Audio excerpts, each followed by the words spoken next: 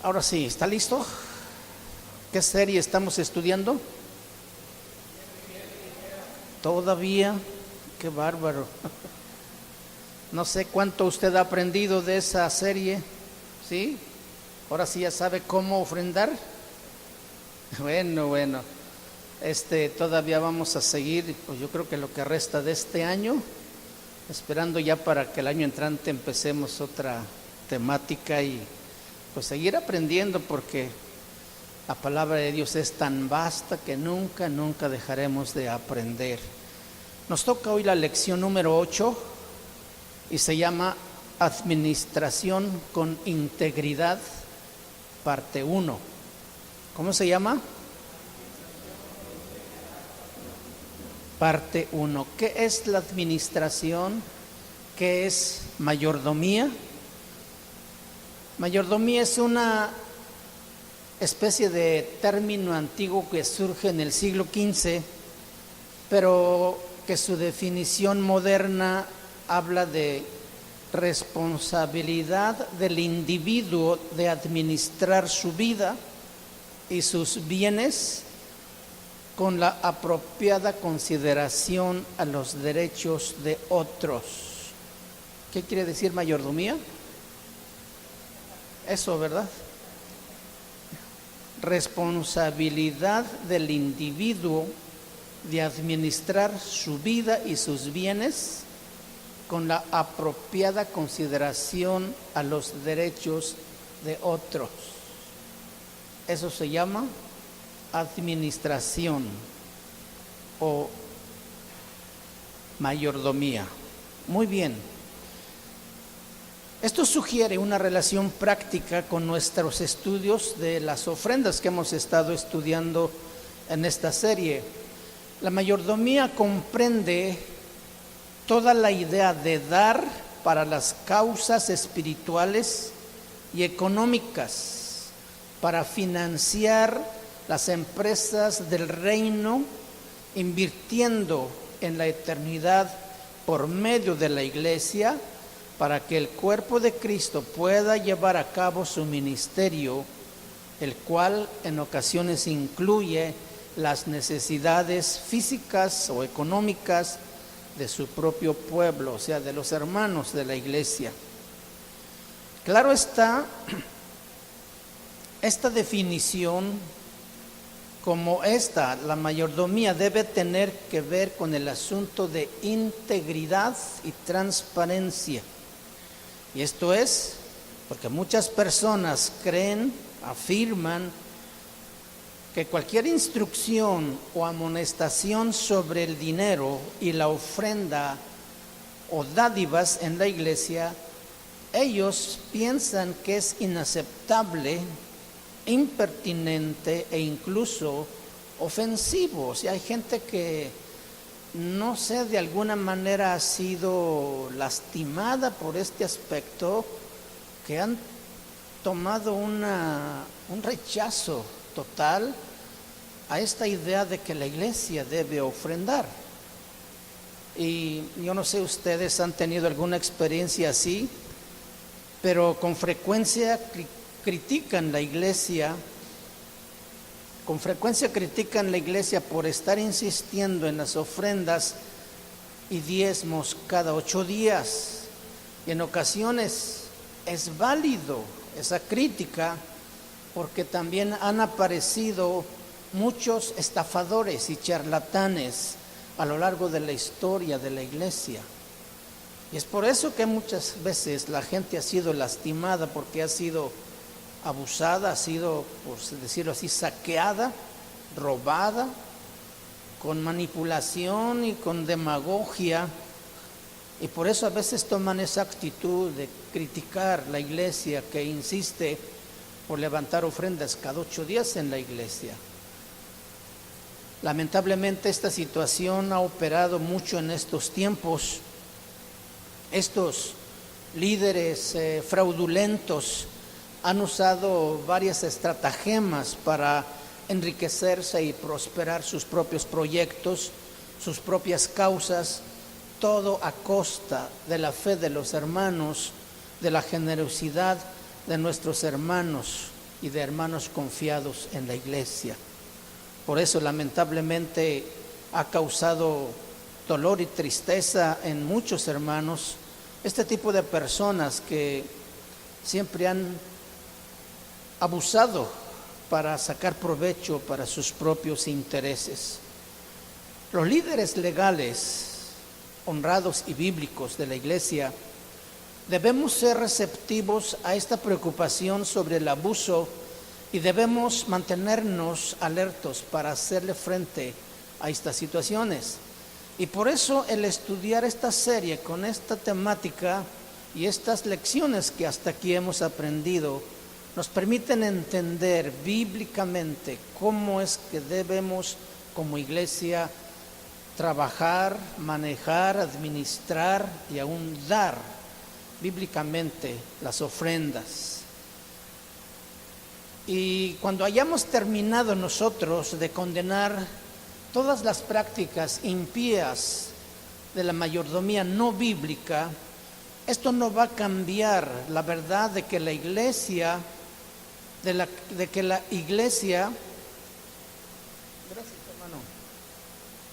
no va a cambiar la verdad de que la ofrenda, o dádiva es un elemento fundamental y ordenado por Dios en la vida de la iglesia. Es algo que debemos entenderlo así. No hay nada malo en que una iglesia le conceda una alta prioridad a la colecta de las ofrendas. Aquí desde que inició la iglesia, recogido ofrendas. Y todas las iglesias que yo conozco recogen sus ofrendas. He estado en iglesias donde recogen hasta 5 ofrendas en una reunión. Eso ya se salió de la norma. Aquí no hemos recogido más que acaso 2 ofrendas en alguna reunión, porque entendemos cómo es y debemos manejar estas cosas. No hay nada malo en que una iglesia entonces le conceda importancia o una alta prioridad a la colecta semanal de las ofrendas. Las ofrendas de los miembros como parte de su adoración es el medio de prosperar el reino de Dios. O sea, ¿de qué manera, si nosotros no damos con generosidad, de qué manera va a prosperar la obra de Dios? No va a venir gente a proveernos los recursos para llevar todo este trabajo adelante. Entonces, la aportación que generosamente ustedes dan cada 8 días suple estas necesidades como parte de la familia que somos del Señor. Como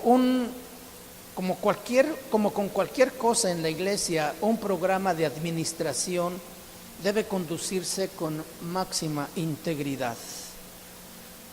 Segunda de Corintios, vaya conmigo en el capítulo 8, versículo 10, hasta el capítulo 9, versículo 5.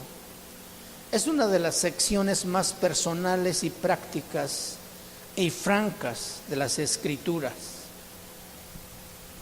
Es el pasaje primordial en el que podemos ver los principios indispensables del apóstol Pablo de un programa de administración con integridad.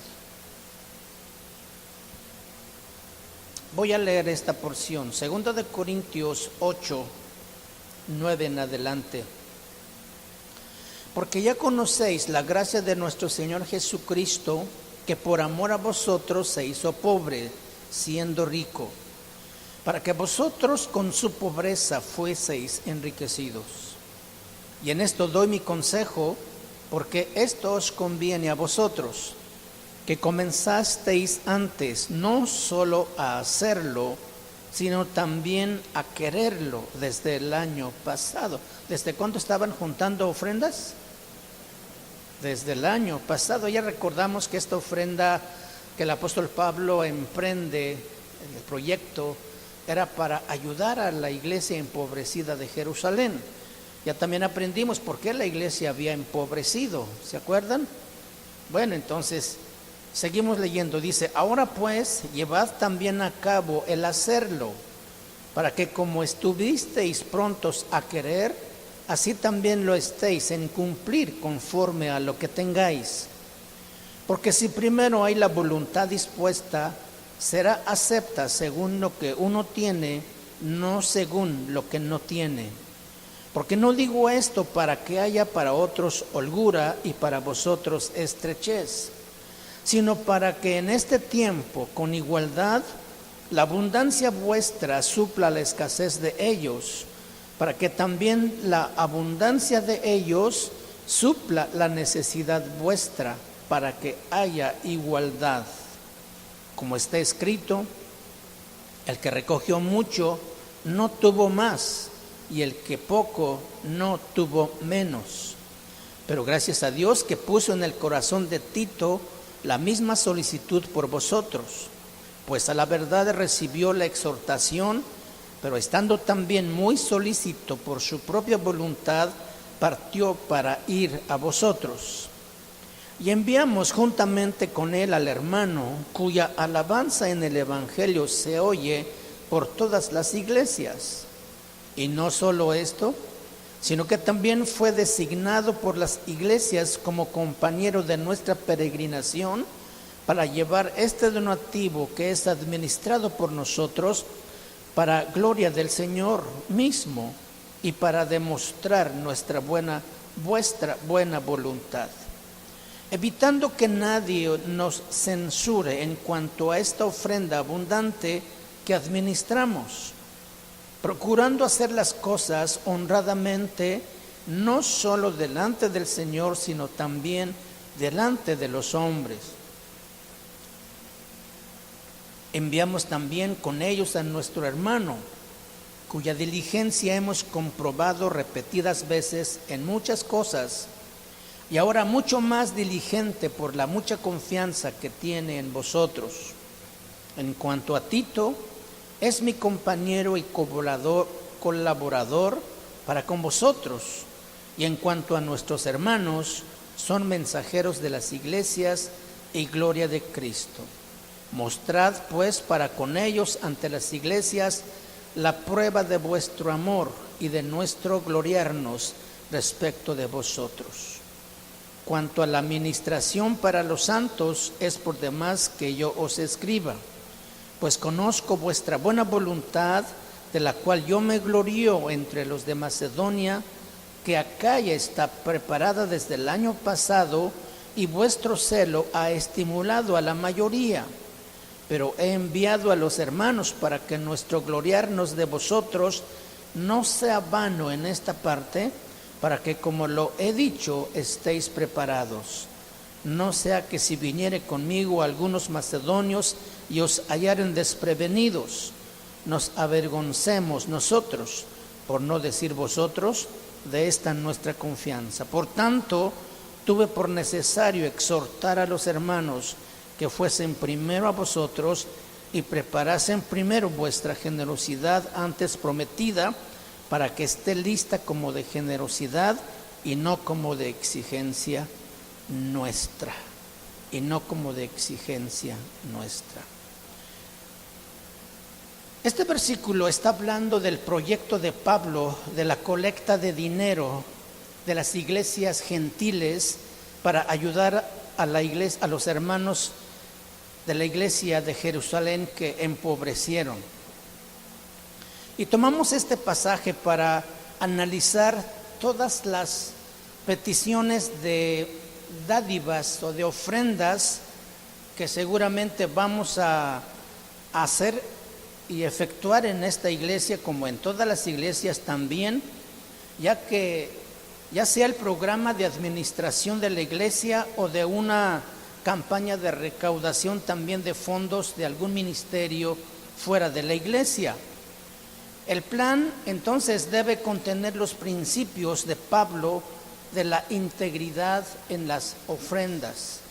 Y esta tarde vamos a estudiar, porque no alcanzamos toda la lección hoy, por eso dije que parte 1, el próximo sábado veremos la parte 2, porque hoy vamos a mirar 4 características que debemos nosotros siempre encontrar para que una ofrenda o un programa de administración sea con integridad. La primera es que la ofrenda debe ser voluntaria. ¿Cómo debe ser la ofrenda? Voluntaria. Este es el primer elemento esencial de la integridad que cualquier programa de administración creíble tendrá, y es el concepto ya conocido que hemos también ya visto en una lección anterior, que debe ser una ofrenda voluntaria. Segunda de Corintios 8:10 dice: y en esto doy mi consejo, porque esto os conviene a vosotros, que comenzasteis no solo a hacerlo, sino también a quererlo. Surge en ellos el deseo de querer hacerlo. No fue impuesta por Pablo esta ofrenda, esta dádiva para los hermanos de Jerusalén, sino que fue en respuesta a lo que Pablo les explicó de la condición de los hermanos, y ellos generosamente y con su corazón voluntario respondieron a esta necesidad. Pablo supone que los corintios ya saben que la ofrenda es importante y que es un mandato de Dios, pero en cuanto a la cantidad, el apóstol no está mencionando alguna cifra, alguna cantidad, ni tampoco es una orden. Como ya hemos visto en lecciones anteriores, la cantidad que cada creyente dé depende de la persona, basado en la actitud de su corazón ante el Señor. La cuestión principal para los corintios y para nosotros también es cuánto progreso quisiéramos como resultado de nuestra ofrenda. ¿Cuánto quisiera yo que el Señor me bendiga de acuerdo a mi ofrenda? Lucas 6:38, Hechos 20:35 y 2 de Corintios 9:6 hablan precisamente de estos principios. Vamos a mirar Lucas 6:38 dice: dad y se os dará, medida buena, apretada, remecida y rebosando darán en vuestro regazo, porque con la misma medida con que medís, os volverán a medir. ¿Cómo nos mide el Señor a nosotros? Con la medida que nosotros medimos. Entonces, ¿cuánto progreso quisiéramos nosotros tener del Señor como resultado de nuestra ofrenda? ¿Sí? Y por eso aquí dice, dad y se os dará, medida buena, apretada, remecida. Dad y ¿qué? Se os dará. Si nosotros no damos, pues no se nos da. Amén, no nos será dado. Hechos capítulo 10, Hechos 20, versículo 35, dice: en todo os he enseñado que trabajando así se debe ayudar a los necesitados y recordar las palabras del Señor Jesús que dijo, ¿qué dijo? Más bienaventurado es dar que recibir. Y 2 de Corintios capítulo 9, versículo 6 dice: pero esto digo, el que siembra escasamente, ¿qué pasará? También segará escasamente. Y el que siembra generosamente, generosamente también segará. ¿Cuánto progreso queremos nosotros tener como resultado de nuestra ofrenda? Es la pregunta. ¿Cómo queremos que el Señor nos bendiga? La fórmula aquí está: dad medida buena, apretada, remecida, rebosando. Yo les digo que es más bienaventurado es dar que recibir. Y como acabamos de leer, el que siembra escasamente, escasamente también segará. Resulta muy importante para cualquier programa de mayordomía que tenga el elemento de ser voluntario, porque muchos de nosotros recordamos este daño terrible que puede ocurrir cuando se ignora este principio. No sé si ustedes escucharon dos incidentes trágicos hace ya como 39 años. El primero fue la tragedia en Johnston, el norte de Sudamérica, en el 1978, y luego el triste episodio de los davidianos en 1993 en Texas. ¿Se acuerdan? En estos ambos casos, un liderazgo extremadamente demagógico, Jim Jones y David Koresh, respectivamente, persuadiendo a las personas, confundiendo a estos hombres con una manifestación falsa del cristianismo. Ellos indujeron a la gente aún a vivir, a aislarse del mundo para no contaminarse. Pero en ambas situaciones las personas cedieron todos sus dineros y todas sus posesiones y llegaron a un acuerdo en el que todas las riquezas se usaban según el criterio de un vocero de Dios, que ellos llamaron un profeta. Lo que el profeta decía en cuanto al gastar el dinero, así debían hacerlo. Una vez que todos vendieron sus casas, sus propiedades y trajeron todo el dinero a estos líderes, que terriblemente sabemos lo que pasó con ellos.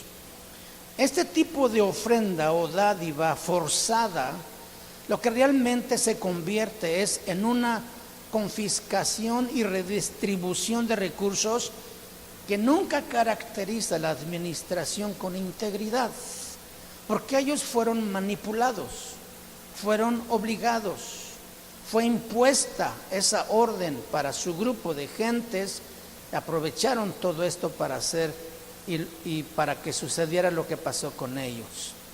Sin lugar a duda, la primera norma para la que se puede medir la integridad de cualquier programa de administración es: las personas están motivadas a apoyarlo voluntariamente por su propio deseo de corazón de recibir bendición de Dios. Si se intimida, si se obliga para que participe o se le presenta cantidades o porcentajes obligatorios de contribución o se le manipula de cualquier manera, esta solicitud de ofrenda o de mayordomía no es bíblico y no tiene por qué participar el hermano si viene con estas características. Entonces, para que un programa de administración con integridad sea real y verdadero y bíblico, primero tiene que ser voluntario. ¿Sí? ¿Ya aprendimos? Voluntario. Segundo, la ofrenda debe ser completada. En la porción que leímos de 2 de Corintios capítulo 8, versículo 11 dice: ahora pues llevad también a cabo. ¿Llevar qué?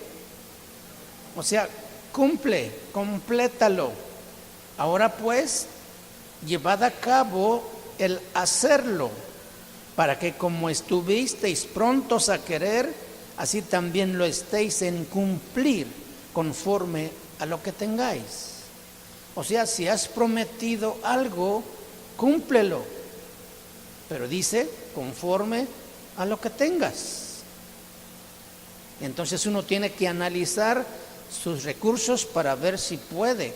Y no como aquellos programas de recaudación que te dicen, pide prestado, vete a la caja popular y toma de ahí para que pagues tu promesa, y te endeudas y te dejan en la calle. Qué terrible, eso no es de Dios.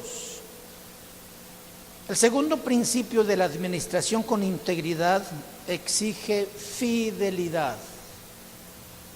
¿Qué exige la administración con integridad?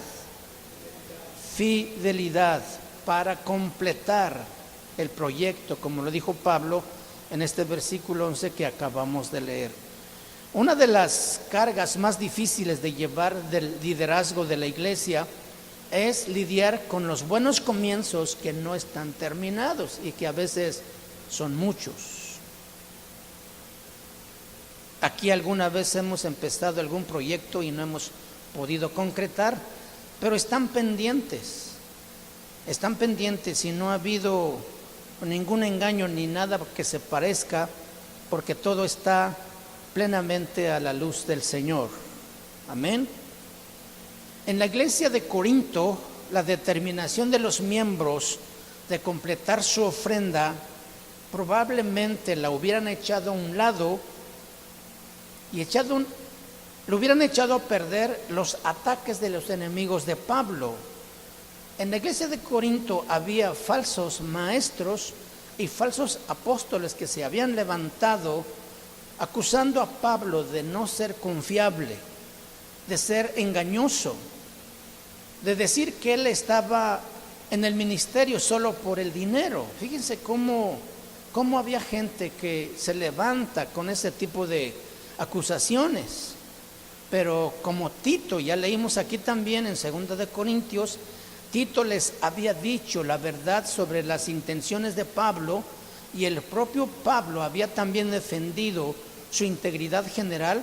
Usted lo puede leer en 2 de Corintios 6, 1 al 10 y capítulo 7, 5 al 7. Una vez la iglesia entendida y recibida esa información, ya era hora entonces de que los corintios terminaran su compromiso con las ofrendas. Resulta difícil para la mayoría de los cristianos mantener la determinación y completar algo importante como un proyecto de administración. Hay distractores, hay interrupciones y cuestiones colaterales, pero por no mencionar a veces la apatía natural que surge también, estos pueden entorpecer el camino e impedirnos que terminemos el proyecto bien. Como sucede con todo en el andar del cristiano, mantener la perspectiva bíblica en nuestra mayordomía es una cuestión de disciplina, dedicación y concentración en la verdad. La idea es sencillamente la siguiente: si por el discernimiento piadoso y la guía bíblica en algún momento creímos que en un plan de administración era la voluntad de Dios para nosotros, ese propósito divino probablemente no ha cambiado y debemos mostrar fidelidad al completar su compromiso o nuestro compromiso personal. Y esto ciertamente incluye cumplir cualquier promesa que hayamos hecho de dar. Entonces, la segunda característica de una administración con integridad es que la ofrenda debe ser completada, que el proyecto debe concluir, no dejarse a medias, porque ha desaparecido muchos fondos cuando se dejan a medias y no sabe qué destino tomaron. La tercera característica de una administración con integridad es que la ofrenda debe ser proporcional. ¿Cómo debe ser la ofrenda? Proporcional. Esto también ya lo dijimos en una lección pasada.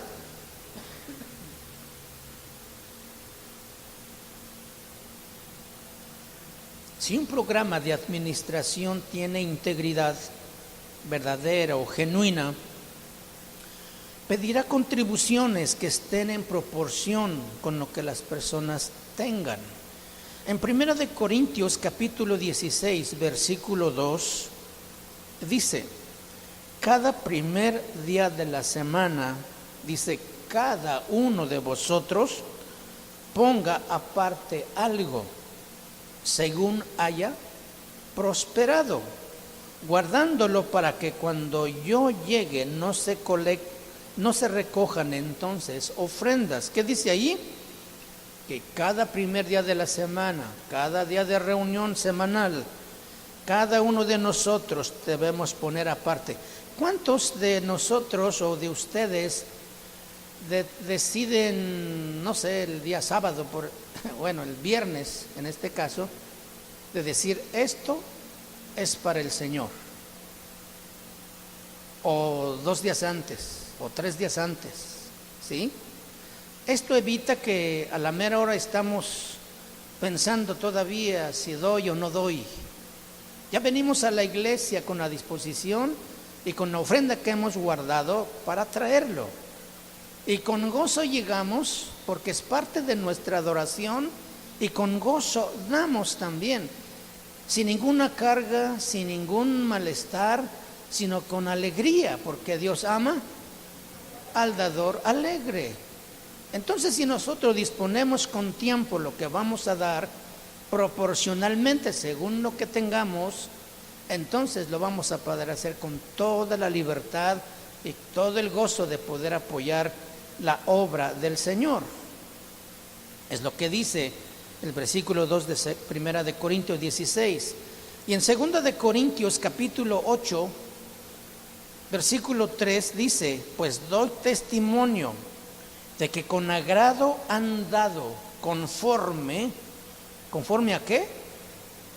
A sus fuerzas, y aún más allá de sus fuerzas. Está hablando de la iglesia de Macedonia, ¿sí? El apóstol Pablo fortalece el énfasis sobre la proporcionalidad con las últimas palabras del versículo 11. Dice: conforme lo que tengáis. No conforme lo que no tengas, sino conforme lo que tengas. Amén. Y luego también subraya en el versículo 12 y dice: porque si primero hay la voluntad dispuesta, será acepta según lo que uno tiene, no según lo que no tiene. Aquellos que usan la integridad para recaudar fondos no le van a pedir a las personas que den más allá de lo que tienen, más de lo que tienen, que se endeuden, ni que prometan alguna cantidad o un porcentaje. No es una cantidad, sino lo que usted disponga a dar. En su lugar se adaptarán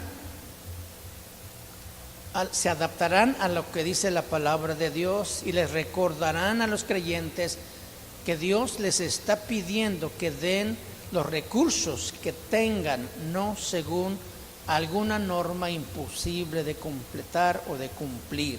Amén.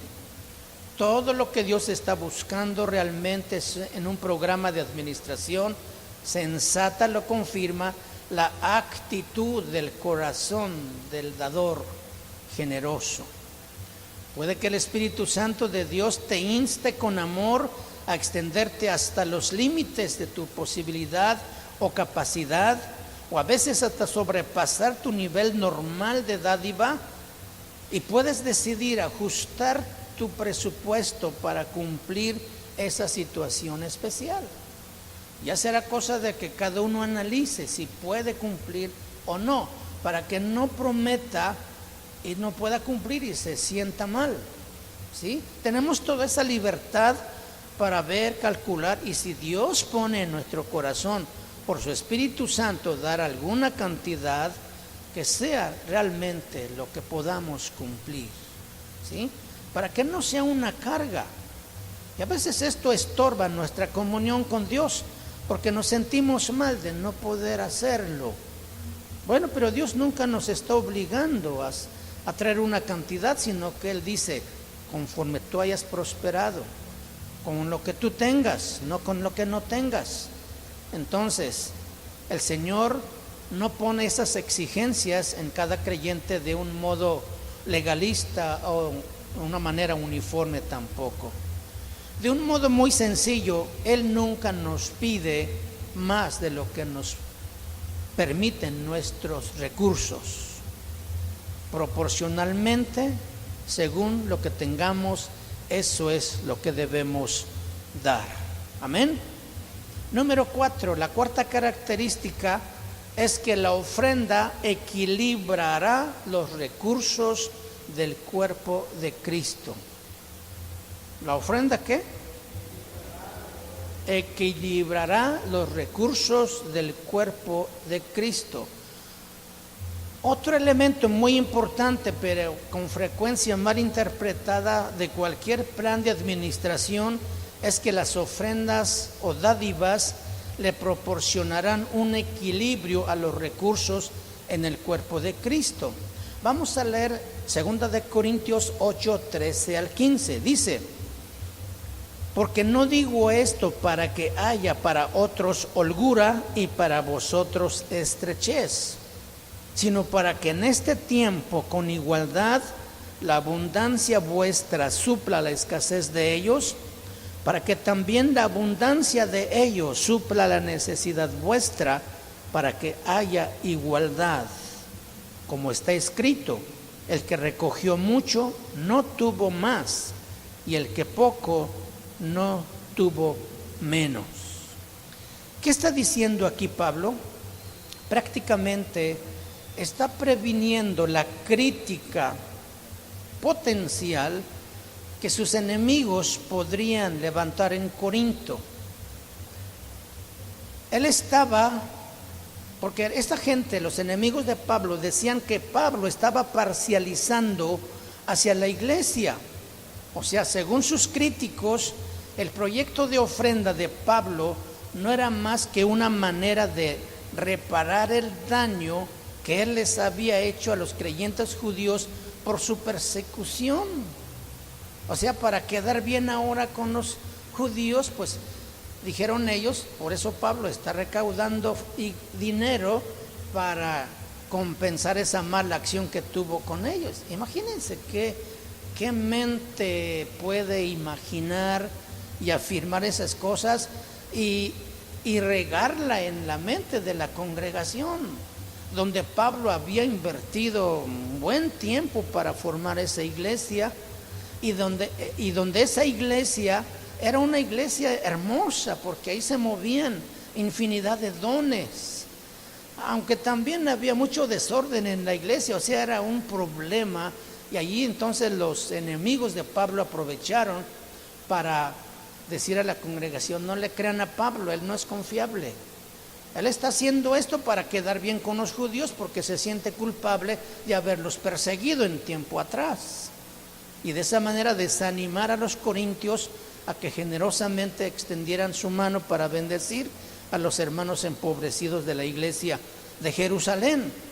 Entonces, según estos hombres, creían que Pablo estaba siguiendo un plan personal. Hechos capítulo, vamos ahí en el libro de Hechos capítulo 8, versículo 1 al 3. Y Saulo consentía en su muerte. Aquí está hablando de la muerte de Esteban. Y Saulo consentía en su muerte. En aquel día hubo gran persecución contra la iglesia que estaba en Jerusalén, y todos fueron esparcidos por las tierras de Judea, de Samaria, salvo los apóstoles. Y hombres piadosos llevaron a enterrar a Esteban e hicieron gran llanto sobre él. Versículo 3. Y Saulo asolaba a la iglesia, y entrando casa por casa, arrastraba a hombres y a mujeres y los entregaba en la cárcel. Capítulo 9, versículo 1. Saulo, respirando aún amenazas y muerte contra los discípulos del Señor, vino al sumo sacerdote y le pidió cartas para las sinagogas de Damasco, a fin de que si hallase algunos hombres o mujeres de este camino, los trajese presos a Jerusalén. Aquí está narrando esta etapa del apóstol Pablo, cuando él creyó que estaba haciendo bien, persiguiendo a los cristianos y maltratándolos y trayéndolos, entregándolos a la cárcel, o a veces hasta lastimándolos. Y por eso la gente, enemigos de Pablo, creían que eso era algo que pesaba en su conciencia, ahora que él era cristiano, y quería resarcir ese daño juntando esa ofrenda. Y pues, como ya dije, informando a la iglesia mal, para desanimar a los hermanos a que ofrendaran. En esencia, probablemente los oponentes de Pablo argumentarán que él estaba pidiendo a los creyentes gentiles que hicieran enorme sacrificio de sus recursos para que los amigos de Pablo en Jerusalén pudieran estar más cómodos y no tuvieran que sacrificarse. Pablo, previendo esta crítica, diciendo que él no estaba pidiendo que los gentiles relativamente ricos se empobrecieran para que los creyentes judíos pobres se enriquecieran, la cuestión real aquí es, según Pablo, es la igualdad en la iglesia. ¿Es la qué? La igualdad en la iglesia. Vamos a mirar allí en el versículo que leímos, 2 Corintios 8:13. Porque no digo esto para que haya para otros holgura y para vosotros estrechez. Cuando dice otros, está hablando de los judíos, y para estos, los gentiles, estrechez, sino para que en este tiempo, con igualdad, la abundancia vuestra supla la escasez de ellos, para que también la abundancia de aquellos supla la necesidad vuestra, para que haya igualdad. Notemos que en este versículo 14, Pablo repite 2 veces la palabra igualdad. Entonces Pablo, al decir esto, está poniendo en claro para aquellos que lo criticaban, que no era como ellos pensaban, sino que lo que Pablo quería era ayudar a los hermanos empobrecidos a que tuvieran por lo menos lo elemental que aquellos a lo mejor tenían de más y que lo pudieran compartir. Y esta es la manera como las ofrendas equilibran la economía del cuerpo de Cristo. Los que tienen dan a los que no tienen, para que la abundancia vuestra supla la escasez de ellos y a la vez ustedes puedan suplir la necesidad de otros. Es una reciprocidad para que haya igualdad, enfatiza Pablo, para que haya igualdad. Muy bien, el equivalente griego traducido igualdad en el versículo 13 se podría traducir mejor como balance o equilibrio. De vez en cuando se presentan situaciones en que un grupo de creyentes con más pueden ayudar a otros creyentes con menos.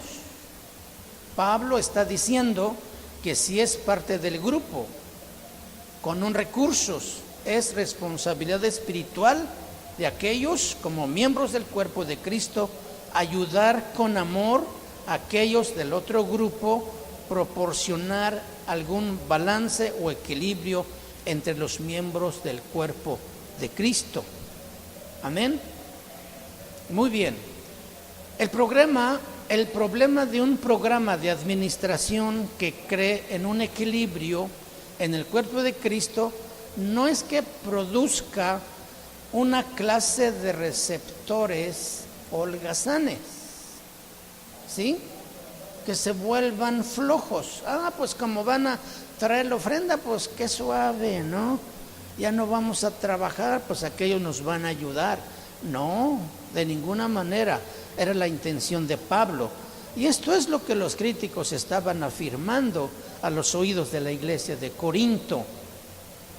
Entonces, la mayordomía con integridad, hermanos, sencillamente trata de ayudar a las personas que ya han hecho todo cuanto pueden para suplir sus propias necesidades básicas, pero que no pueden por circunstancias atenuantes. ¿Se acuerdan ustedes que ellos, cuando la manifestación del Espíritu Santo en el aposento, y cuando mucha gente había ido a la fiesta y estaban allí, escucharon lo que el Espíritu Santo estaba haciendo entre ellos, pues muchísimos creyeron en el Evangelio, y mucha de esa gente que había ido a la fiesta, que seguramente se habían hospedado con familiares o en algunas posadas, al creer en Cristo Jesús, pues los familiares los empezaron a rechazar y a lo mejor hasta los corrieron de sus casas por su fe ahora.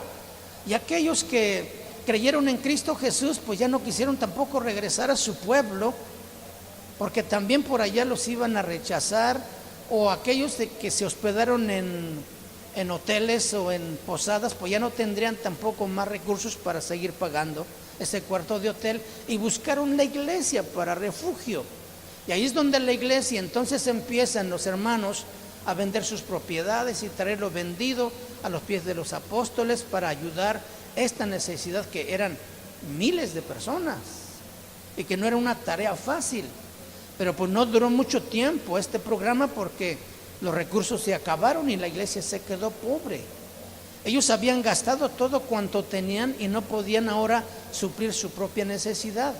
A esta situación es el que Pablo toma el plan y proyecto de recaudar fondos para ayudar a la iglesia. ¿Cuánto duró este proyecto? La Biblia dice que un año. Gracias a Dios seguramente se juntó mucho dinero y la iglesia de Jerusalén fue bendecida porque primero fue su generosidad la que los hizo desprenderse de toda propiedad, de todo bien para ayudar a muchos hermanos. Ahora ellos eran también bendecidos. Amén. Porque las dádivas y las ofrendas equilibran los recursos del cuerpo de Cristo. ¿Estamos bien hasta aquí? Segunda de Corintios 8:15. Como está escrito, el que recogió mucho no tuvo más, y el que poco no tuvo menos. Aquí el apóstol Pablo está ilustrando este principio de equilibrio entre los creyentes cuando parte del versículo de Éxodo capítulo 16, versículo 13 al 18. Este pasaje introduce la historia del maná en el desierto y nos dice en parte lo que los israelitas aprendieron sobre la provisión balanceada de Dios. Era natural que era natural que algunos israelitas, hablando del pueblo de Israel en el desierto, que algunas personas con condiciones físicas mejores podían recoger más que aquellos ancianos o débiles niños que no tenían experiencia para juntar.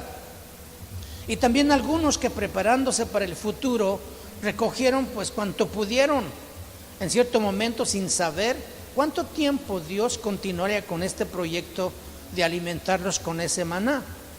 Pero el versículo 18 dice que Dios aseguró que la recogida de maná funcionara de una manera balanceada, porque les dijo: junten nada más lo que puedan consumir cada uno por un día. Un gomer se medía por un gomer.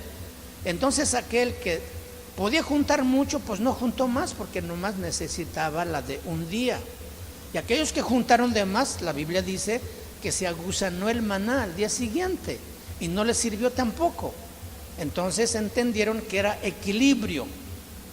Aquel niño que no podía juntar mucho porque no tiene la destreza o la experiencia de un adulto con fuerzas, pues también recogió según lo que él podía consumir.